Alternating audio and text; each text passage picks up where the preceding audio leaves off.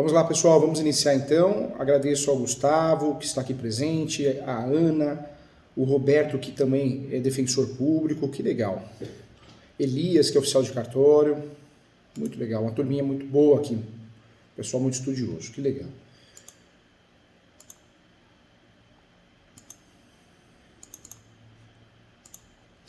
Vamos iniciar o bate-papo então. Mais uma vez, vamos iniciar o plantão de dúvida da pós de notarial e registral, com ênfase em regularização de imóveis, uma pós bem bacana, bem completa. E hoje eu quero trazer para você um assunto muito importante. Nós vamos falar sobre a regularização de imóveis através da possibilidade da adjudicação compulsória extrajudicial, que já foi tema da nossa aula, mas nós vamos trabalhar esse tema porque nós temos uma novidade que acabou de sair do forno. Muitas normativas estaduais surgem para complementar esse procedimento. E isso aconteceu agora recentemente. O Tribunal de Justiça de São Paulo também proferiu as normas da corregedoria para regulamentar melhor essa questão da adjudicação compulsória extrajudicial. Então vamos estudar, é um tema que merece uma atenção especial para que a gente possa, de fato, dominar esse assunto, tá bom? Vamos lá. O Instituto da Adjudicação Compulsória é um instituto antigo. Na verdade, nós temos aí o uso da adjudicação compulsória lá no passado, desde o momento que nós tínhamos um decreto que regulamentava o assunto. A adjudicação compulsória é antiga. Quando nós falamos de adjudicação compulsória, nós temos a ação de adjudicação compulsória, inclusive na figura inversa, de 12 anos para cá, é muito utilizada no cenário do direito civil, do direito imobiliário. É a ação que tem força de obrigação de fazer, mas mais que uma ação de obrigação de fazer, é uma ação que nós podemos usufruir dela para obrigar o vendedor a transferir a propriedade, uma vez que ela esteja paga pelo comprador, ou vice-versa, né? O vendedor pode obrigar o comprador a transferir também. Então, é importante lembrar, é importante saber que a adjudicação compulsória, já, no cenário jurídico, já é antiga. Né? Já é antiga como ação já é muito antiga. A adjudicação compulsória, na figura inversa, surge a partir do momento que a justiça, a jurisprudência entende que é possível o vendedor também fazer a ação contra o comprador. Por que nós fazemos a adjudicação compulsória e não a obrigação de fazer? Porque a adjudicação compulsória, literalmente, ela obriga. Por mais que a sentença seja no sentido de obrigar o outro a transmitir, a adjudicação compulsória, se o vendedor ou comprador não transfere por livre e espontânea vontade, a carta de adjudicação, que é um documento expedido pelo juiz, juíza, pelo Poder Judiciário, vai suprir essa necessidade e vai resolver a questão. Então, por isso, a adjudicação compulsória se tornou tão importante nesse cenário. Porque é uma ação que vai resolver, não é simplesmente uma obrigação de fazer, é uma ação que vai resolver, uma vez que nós temos a possibilidade de regularizar imóveis através da adjudicação da forma inversa e através de carta de adjudicação. Então, é fato, né? É fato que nós podemos usar. A adjudicação compulsória, ela aparece, as suas evidências, lá no decreto 58 de 1937, inclusive no artigo 22. Surge a adjudicação compulsória ali. Olha o momento que nós estamos falando quando surge a adjudicação compulsória. 1937, gente, com o decreto 58. O artigo 22 já fazia menção da adjudicação compulsória.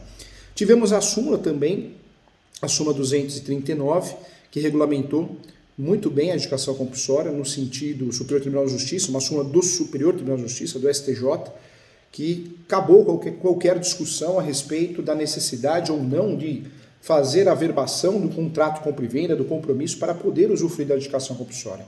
Essa súmula separou a água do vinho, porque eu posso fazer a adjudicação compulsória independente da averbação ou não. Então, uma súmula muito importante que deve ser comentada também. Toda vez que eu penso em adjudicação compulsória, eu vou lembrar que a adjudicação compulsória é uma ferramenta judicial, e hoje, atualmente, extrajudicial, que visa o registro da propriedade de um imóvel em favor de alguém que possui o direito real adquirido, mas que não tem a documentação correta exigida em lei. Essa ferramenta é uma ferramenta considerada de direito processual, cujo objetivo é garantir o contentamento do direito real ou pessoal à aquisição da propriedade do imóvel comprometido. Esse é o grande objetivo da adjudicação compulsória. Do mesmo modo, gente, a adjudicação compulsória é um método de obter, sim, judicialmente uma sentença que permuta, né, a declaração da vontade do promitente vendedor, lembrando que pode ser usada pelo comprador e vendedor, visto que essa sentença vai substituir, ela é substitutiva, através da carta de adjudicação e valerá como um título apto a transferir a propriedade do imóvel para o promitente comprador. Então, essa carta de adjudicação, que é expedida pelo Poder Judiciário na ação judicial de adjudicação, é um título apto a transferir a propriedade. Além do mais, há situações onde o promitente vendedor encontra, de fato, a resistência do promitente comprador em receber a escritura e registrar a propriedade em seu nome. E esses episódios são conhecidos também como adjudicação compulsória inversa. Então, fato que a adjudicação compulsória inversa já é uma realidade. A previsão legal, então, da adjudicação compulsória, ela é encontrada assim no Código Civil. Nós temos o artigo 1418 e o Decreto-Lei 58/37. E, contudo, a adjudicação, de fato, também, a partir da súmula 239 do Superior Tribunal de Justiça, nós tivemos aí o entendimento que não existe a necessidade ou pré-requisito ou um pressuposto de ter averbação para poder usufruir da adjudicação. Ficou muito evidente, muito claro isso. As regras da adjudicação compulsória estão previstas, sim, em diversas espécies de execução também. Da execução por quantia certa, é comum fazer a adjudicação compulsória. Nós temos o artigo 876, que também trata da adjudicação, e o 825 também. Ela está presente, sim, entre as formas de expropriação de bens para o pagamento de dívidas, que são de acordo com o artigo 825 do novo CPC, a expropriação, que consiste em adjudicação, alienação e também apropriação de frutos e rendimentos de empresas ou estabelecimentos de outros bens também. A adjudicação é uma forma preferencial, gente, e nós temos que lembrar isso, é muito importante, de expropriação de bens. No novo CPC, podemos dizer que é de expropriação de bens, sim, tendo prioridade sobre outras formas. Isso se dá pelo caráter do próprio novo CPC, que procura resolver os conflitos da forma menos demorada, mais séria e mais conciliatória possível, ou seja, das formas indiretas que um credor possui para receber a quantia que tem direito, ela se mostra preferível sobre a alienação ou apropriação de frutos e rendimentos. Então, um ponto importante também. Quem tem direito à adjudicação compulsória? Vamos lá, vamos relembrar isso também antes da gente entrar na nova regulamentação. O credor da execução não é a única pessoa que tem direito a pedir a adjudicação de bens expropriados. Não é. O parágrafo 5º do artigo 876 do novo CPC esclarece as pessoas habilitadas a pedir a adjudicação de bens da seguinte forma. E aí o parágrafo 5º esclarece muito bem. Idêntico direito pode ser exercido por aqueles indicados pelo 889, incisos 2 e 8, pelos credores concorrentes que hajam penhorado o mesmo bem, pelo cônjuge, também pelo companheiro e pelos descendentes ou ascendentes do executado. Então, o rol do artigo ali do parágrafo 5º traz de forma bem detalhada isso. Essa é a adjudicação compulsória que estávamos acostumados no dia a dia. A adjudicação compulsória do dia a dia. E aí vem, recentemente, também saindo do forno, a Lei 14.382, a adjudicação compulsória na figura extrajudicial. Em junho de 2022, foi sancionada a Lei 14.382, que alterou a Lei de Registros Públicos, a Lei 6.015 de 73, regulamentando a possibilidade de adjudicação compulsória extrajudicial de imóveis que sejam objeto de promessa ou de cessão. Nos termos da lei, que houve a inclusão do artigo 216b na Lei 6.015, que é a Lei de Registros Públicos, o artigo é muito claro. Sem prejuízo da via jurisdicional, a adjudicação compulsória de imóvel, objeto de promessa e venda ou cessão, poderá ser efetivada extrajudicialmente no serviço de registro de imóveis, da situação do imóvel nos termos desse artigo. Ou seja, não é pré-requisito fazer a adjudicação compulsória no cartório ou fazer a adjudicação compulsória judicial. Eu posso escolher a melhor opção, que entenda para o caso concreto. Não é pré-requisito uma nem a outra. Eu posso optar pela melhor modalidade de procedimento, a qual se adapta ao caso concreto. Então isso é importante. A nova redação estabelece ainda, no parágrafo 1º do artigo, que é legítimo o requerimento de adjudicação compulsória realizado pelos representantes legais, advogados. Tem que ter advogado. É uma forma originária. O projeto de lei, inicialmente, não fala de escritura pública, da obrigatoriedade de ata notarial, mas essas normas da Corregedoria, de fato, essas normas estaduais, dos respectivos tribunais de justiça, já contradizem a própria lei, porque elas exigem a ata notarial. Hoje o entendimento, mesmo naqueles estados que nós não temos uma regulamentação específica sobre o assunto, é que o cartório exija a ata notarial sim. Então, por mais que a lei fale não, as normas da corregedoria, e por analogia os estados que não têm, as normas estaduais, o entendimento que sim, tem que ter a ata notarial feita pelo tabelião de notas, mesmo que seja uma forma derivada, não importa, não originária, derivada de aquisição de propriedade. O promitente vendedor, por qualquer de seus cessionários, ou promitentes cessionários, ou ainda pelos seus sucessores, pode usufruir. Promitente vendedor também, adjudicação compulsória inversa. A lei, gente, tratou sim de especificar quais são os documentos que precisam ser apresentados no serviço do cartório de registro de imóveis competente para que se proceda a adjudicação compulsória extrajudicial. E aí eu trago para você, além da ata notarial, que essa é a novidade dessas normas da corregedoria, a novidade da nossa aula, diante do que foi estabelecido na lei, o instrumento de promessa de compra e venda, ou a cessão ou a sucessão, quando houver fato, a prova de adimplemento também, que se dá pela celebração do título de transmissão da propriedade plena no prazo de 15 dias, contados a partir da entrega da notificação extrajudicial, as certidões dos distribuidores forenses da comarca da situação do imóvel e do domicílio do requerente, que demonstra a inexistência do litígio envolvendo o imóvel em questão, o comprovante de quitação de TBI, imposto sobre transmissão de bens imóveis, a procuração que forneça os poderes necessários ao representante legal da parte, e também cabe ressaltar também que o texto sancionado retirou a lista de documentos por veto, por meio de veto, a exigência da lavratura da ata. Olha que estranho, né? O texto original tinha a lavratura da ata. O que temos na lei não exige a ata, mas as normas da corregedoria voltam atrás e falam, não, precisa da ata sim. Hoje o entendimento é que precisa a ata. Naqueles estados que tem a norma na corregedoria, precisa da ata. E aqueles estados que não tem, por analogia, está sendo aplicado também. Então é interessante, né, essa mudança de pensamento, mas faz parte, o direito é muito dinâmico.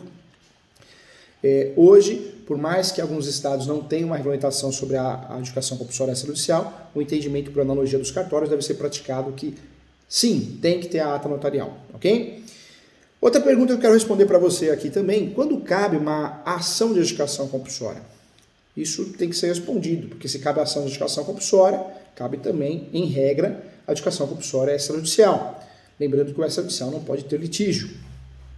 Na prática, alguns dos casos que ensejam a ação de adjudicação compulsória são, normalmente, casos específicos. Entre eles, quando houver recusa do vendedor em realizar a escritura de compra e venda, quando houver impossibilidade do vendedor realizar a escritura de compra e venda, quando o vendedor não puder ser localizado para realizar a outorga, quando o comprador, mesmo tendo realizado a aquisição do bem, não cooperar para a lavratura da escritura, causando transtornos ao vendedor, pois esse permanece sendo responsável pelo imóvel, por exemplo, em relação às obrigações tributárias, enquanto sua propriedade não for formalmente transferida. Então, um ponto importante também. É importante observar que, na prática, tanto o comprador quanto o vendedor têm um direito real relativo ao direito do bem. Isso é importante. Em outras palavras, ambos podem entrar com ação de adjudicação compulsória, isso se os seus interesses na compra e venda estiverem ameaçados. Tá? Então, um ponto importante também. Outra dúvida que é uma dúvida pertinente também, é uma pergunta muito comum, quais são os requisitos para fazer a adjudicação compulsória, a ação ou procedimento de adjudicação compulsória? Eu acho que o principal requisito é ter um contrato bem feito, inclusive, bem elaborado, com eficácia. A promessa de compra e venda do imóvel por meio de um instrumento particular, público ou particular é necessário, público ou particular.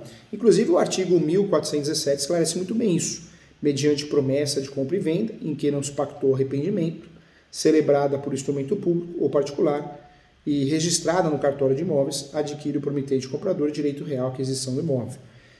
Outro ponto que eu quero trazer para você é que, embora os tribunais reconheçam o instrumento não registrado como direito à aquisição, o registro do contrato na matrícula traz a maior verdade esse direito de fato. Né? O artigo 1418 esclarece também que o promitente comprador, titular do direito real, pode exigir do promitente vendedor ou de terceiros a quem os direitos deste forem cedidos a outorga da escritura definitiva de compra e venda conforme o dispositivo no instrumento preliminar. E se houver recusa, requerer ao juiz a adjudicação do imóvel. Então nós temos aí dois artigos que vão fundamentar. Mas eu diria também que é muito importante para que a gente consiga sucesso na adjudicação compulsória, principalmente no formato extrajudicial, a inexistência de arrependimento da promessa.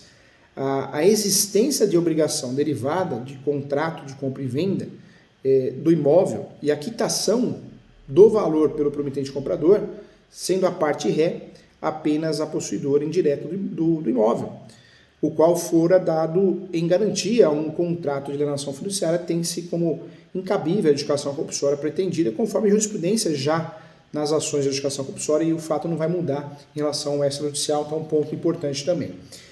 Outra pergunta que também vem à baila é em relação ao prazo prescricional, né, gente?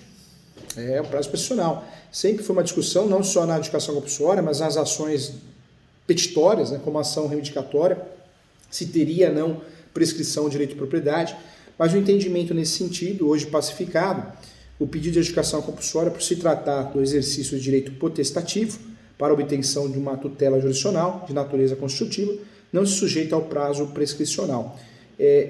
Isso ocorreu em 2015, foi em 2015. A quarta turma, em 2015, a quarta turma do Superior Tribunal de Justiça deu provimento ao recurso especial, foi votado por forma unânime, inclusive para que a ação de adjudicação compulsória seja considerada imprescritível e não sujeita ao prazo decadencial. Esse recurso que também ficou muito conhecido, tivemos o agravo interno desprovido desse recurso e ficou muito conhecido porque meio que pacificou a questão. Essa decisão foi tomada em vista da ausência de previsão legal sobre o assunto, e esse permanece o entendimento do Superior Tribunal de Justiça conforme o acordo do agravo interno de 2018. A adjudicação compulsória é, portanto, imprescritível. Depois de dar início à ação, todavia o advogado está sujeito aos prazos previstos no novo CPC, no atual CPC, não falo mais novo porque já é antigo, né? Para cada rito do processo. É necessário também ficar atento para não prejudicar o cliente em relação a esses prazos ou atrasos, isso é muito importante para não dar confusão. De acordo com o atual CPC, uma pergunta que é feita também constantemente de quem é a competência da ação de adjudicação compulsória. Na ação é fácil de resolver. E no extrajudicial? O imóvel objeto, o cartório do imóvel objeto.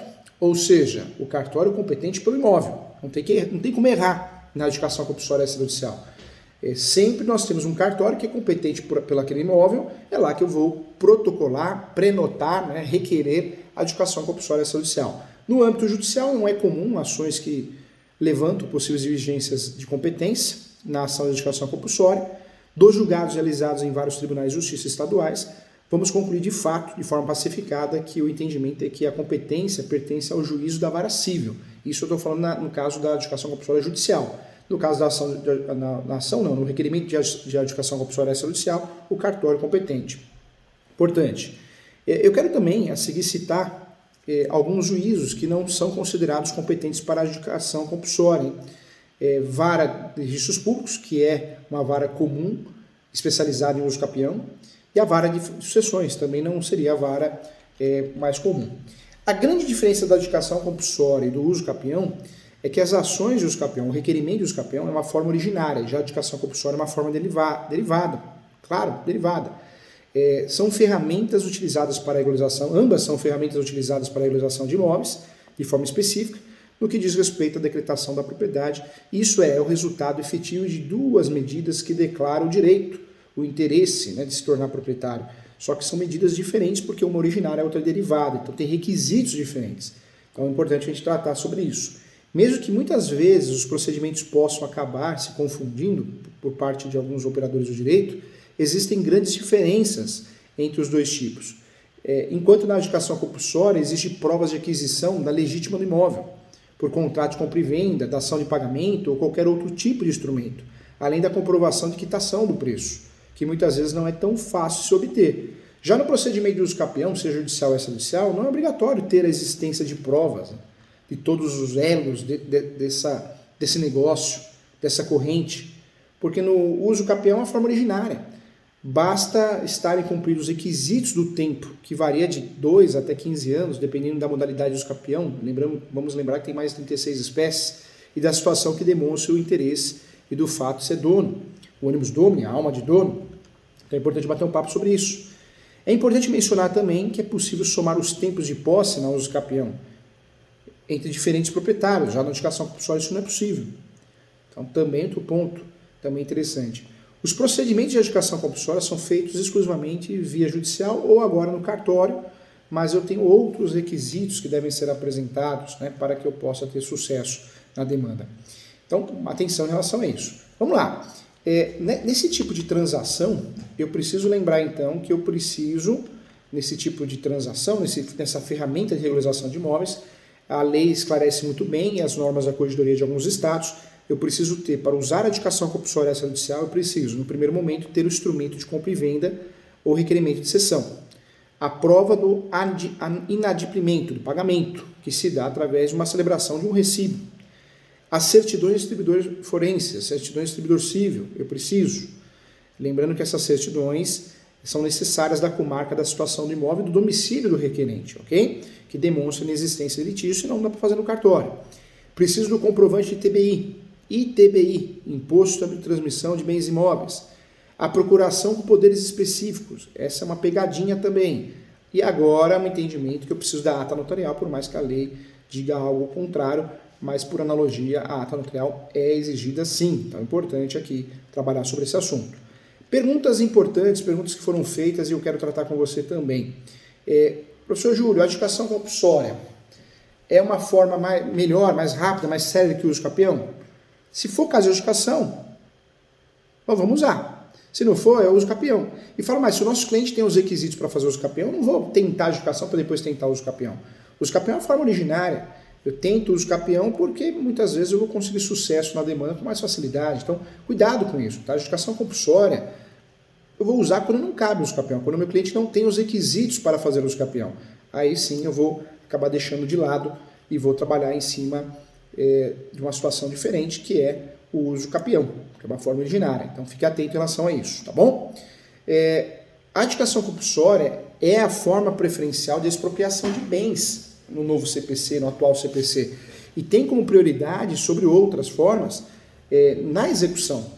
Na regularização de imóveis também é uma forma de regularizar imóveis, mas nem sempre eu vou usar, porque talvez se o meu cliente tem aí de fato os requisitos pressupostos do capião, eu vou trabalhar com os requisitos que ele tem, tá bom? Então, muita atenção em relação a isso para que a gente possa ter sucesso em relação ao pedido, tá bom? Legal. Grandes novidades a respeito da adjudicação compulsória, né? Grandes novidades. Eu, até numa palestra da UB, a qual eu tive a honra de proferir, acredito que a adjudicação compulsória ela vai acabar pegando, né? Não que o uso capião não tenha dado certo, que deu super certo, mas vai dar muito, a adjudicação compulsória vai ser muito utilizada. Hoje o advogada que enxerga a adjudicação compulsória, por que fazer judicial se não tem litígio? Vamos fazer essa judicial. Diferente do uso capião, que nós somos obrigados a fazer judicial, porque o cliente não tem documentos, não tem provas, o cartório de imóveis competente é conservador e não fará o registro. Muitas vezes eu sou obrigado a fazer judicial porque, além de provas, além do cartório, talvez eu também não tenha condições de fazer no cartório, porque eu vou usar como matéria de defesa, eu vou instruir melhor o processo. Então, o uso capião, acho que não vai mudar muito, por mais que nós tivemos o provimento 65, que ajudou no avanço da aplicabilidade da adjudicação compulsória, mas a adjudicação compulsória extrajudicial, acredito que nós vamos usar muito mais na prática do que propriamente o uso capião extrajudicial, que deu certo, mas muitas vezes não dá para usar em virtude do caso concreto, do que eu acredito que a adjudicação compulsória nesse sentido será um sucesso. Então é importante bater um papo sobre isso. Legal, lotada a sala aqui, que legal, hein? Fico contente com isso. Bom dia, Delmo, bom dia, viu? O Delmo faz uma pergunta aqui, lembrando que esse é o plantão de dúvidas e oficina de prática da pós de Direito Notarial e Registral, com ênfase em advocacia extrajudicial e regularização de imóveis, essa pós da Escola Superior Universitária, www.portaliso.com.br. Eu oriento a todos a entrarem no site para fazer os cursos gratuitos, com certificados, homologados pelo MEC, principalmente quem é da área do direito, quem não é também, se gosta do assunto, fica à disposição. Tá bom? Legal. O Delmo pergunta aqui, professor, gostaria de que me respondesse uma pergunta. Estou com um imóvel que nunca foi registrado, imóvel urbano. Se esse imóvel nunca foi registrado, me parece que não tem matrícula. Se não tem matrícula, você pode usar, dependendo da posse que você tenha, o uso capião de vício registral. É um uso capião específico para dar matrícula ao imóvel, ok? Se esse imóvel tem matrícula, um título de origem, seja uma transcrição, também dá para fazer uso capião se você tem os pressupostos. Então, Delma, me parece que você pode fazer uso capião. Só queria saber o tempo de posse que você tem, tá bom? Se você puder falar, eu agradeço também. Enquanto você manda aqui para mim o tempo de posse, deixa eu respondendo aqui, dando bom dia aqui. O Pedro Angel também, bom dia. Olha, Aline Fontura. Aline, obrigado por estar assistindo as aulas, viu? Com muito carinho. Suas aulas são maravilhosas. Professor, obrigado por compartilhar conosco o seu conhecimento. O título hábil para a dedicação pode ser o contrato de compra e venda. Isso, pode ser o contrato de compra e venda, pode ser uma cessão de direitos possessórios, pode ser uma cessão de direitos hereditários. O contrato tem que ser bem feito e respeitando a formalidade, né? Como assim, professor Júlio? Cessão de direitos hereditários tem que ser feita por escritura pública e a anuência de todos os herdeiros. Então, respeitando a essência, as formalidades, pode ser usado compra e venda perfeito também, tá bom? Suzana, bom dia. Que legal, sala cheia, hein? Que bacana. O Delmo, então, Delmo, não sei o tempo de posse, hein? Mas dependendo do tempo de posse, você pode usufruir do uso capião, sim. E dependendo do tempo de posse, se for 5 anos o condicional, se for 10 anos o ordinário, se for 15 anos o extraordinário. Se tiver moradia habitual, reduz de 15 para 10. Então, fique atento em relação a isso, tá bom? Legal, gente. Eu quero convidar todos que estão assistindo aqui, vamos ter um curso presencial no escritório, no meu escritório, em parceria com a Escola Superior Universitária também. No bairro do Ipiranga, próximo do metrô, no metrô Alto do Ipiranga, Sacomã, linha verde, aquela linha da Paulista. Eu quero convidar você, o último curso que nós fizemos de uso capião e regularização de imóveis na prática, nós tivemos alunos aqui de Minas Gerais, Santa Catarina, Rio Grande do Sul, então eu convido você a participar. Vai ser sábado agora, tá? Sábado agora. O curso é das 8 às 17, 16, 17 horas. É um curso presencial. Você vai tomar café comigo, comer pão de queijo aqui comigo, vai almoçar aqui perto. E é um curso muito legal, baseado em casos práticos, tá bom? Nós temos ainda algumas vagas, se você quiser participar, entre em contato. Lembrando também, fique atento às minhas redes sociais, nós vamos ter um curso de locação, prática locação também. Se você precisa desse curso, então também estará à sua disposição, tá bom? Quem quiser fazer o curso, entre em contato nesse telefone que está aparecendo aqui, ó. Ou no 20615649, DDD 11, ou no WhatsApp 11 97685 3891. Tá? Se você quiser fazer o curso, tanto o curso de locação, que é online, ao vivo, ou o curso presencial de uso capião. Tá bom? Legal. Gente, quero agradecer a todos, muito obrigado por terem participado da aula, do plantão de dúvida. Contem comigo, fiquem com Deus, uma ótima semana para nós. Muito obrigado, tá bom? Saúde, paz, amor, cabeça boa, não é só cuidar do físico, mas da mente também, né? Hoje a gente precisa desligar um pouquinho, cuidar da mente para que a gente possa ajudar todo mundo, a quem a gente ama. Precisa estar bem da cabeça, eu falo. Então precisa cuidar da mente, tá bom? Um abraço a todos, muito obrigado e até a próxima aula, hein? Tchau, gente. Obrigado. Aline, Suzana, Delmo, o Pedro, Rogério, a Jéssica. Obrigado, Jéssica. Dr. Moraes, que está aqui conosco. Dr. Moraes, que é oficial de cartório, do primeiro registro de imóveis. Legal. Aluno nosso da pós, hein? Olha o Rogério aqui, que é defensor público. Samuel e a Ingrid, ambos são procuradores, estão aqui conosco, aluno da pós. Que legal. Abraço, Aline, Samuel. Muito obrigado, gente. Um ótimo dia. Fiquem com Deus.